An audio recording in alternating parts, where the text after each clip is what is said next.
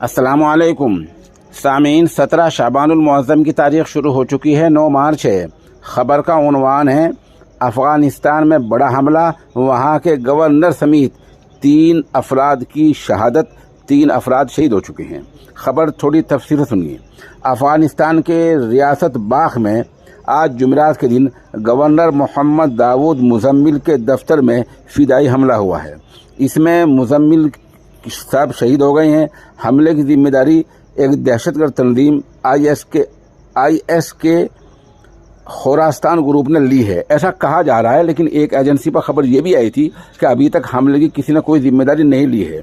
मुज़म्मिल साहब का दफ्तर वहाँ के बाख सूबे की राजधानी मज़ार शरीफ में है।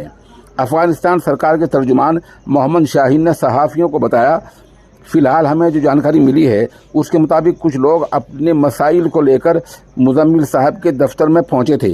इन्हीं में कोई फ़िदाई हमला आवर था। मामले की जांच की जा रही है। बताया जा रहा है कि गवर्नर मौसूफ तालिबान के सफ़ अव्वल के लीडरों में से एक